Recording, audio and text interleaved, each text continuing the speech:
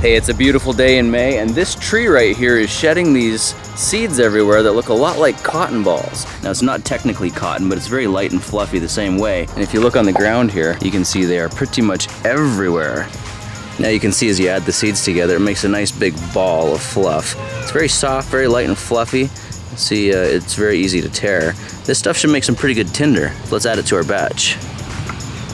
Now, of course, the first thing that comes to my mind is whether or not we could use these to make some of that improvised char cloth I used cotton balls for in a previous project. So let's go fill up a tuna can full of this stuff and put it on the burner and see if we can make some improvised fire starter.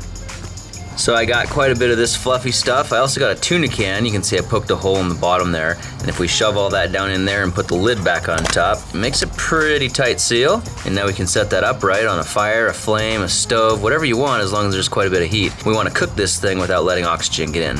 Now when you go to cook char cloth that's as light and fluffy as this cotton type of stuff, you want to make sure that no air can get in there, and this will pop open under pressure. So I'm just using like a rock to set on top there. And it's really important not to overcook this. We want to just heat it up until it makes the flame, and when that flame goes down out of the top, we want to stop.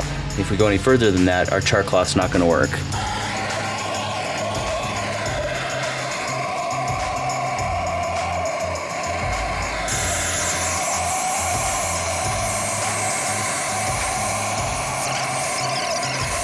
There it goes.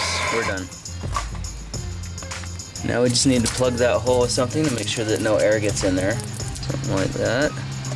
And let it cool down. Alright, it's actually only been about 2 minutes here, but I'm just going to show you what would happen if we open this up. There we go. Oh, there, you see this one's undercooked. This got really nicely charred, but this other side is only half cooked. But I'm going to take a piece off here off the top, and we're going to see if that'll work as proof of concept. Now let's see how many of you guys remember what this thing is. This is one of the earliest projects I did. It was my 14th project video, and I made it transparent so we could actually see compression starting in action. And it worked with cotton balls, so I'm really curious to see how it's going to work with this improvised char that we made from this cotton seed. So now all we need to do is just load the tip with a little bit of our char. You see that claw grabs everything in there pretty nicely. Once that's all nestled and set, we can go ahead and give it a nice big whack. Here we go.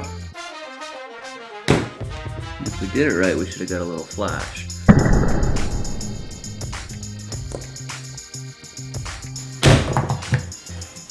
And of course, once you get your tinder smoking, you can put it in a bundle, give it a little blow. That actually did light on fire though, that's cool. So you just want to drop that down in there.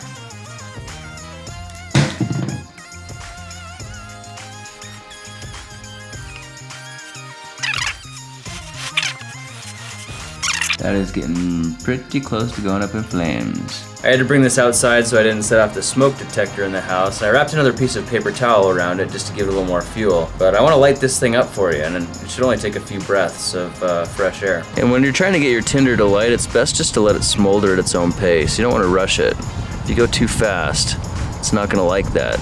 You can see this smoke is starting to get really thick.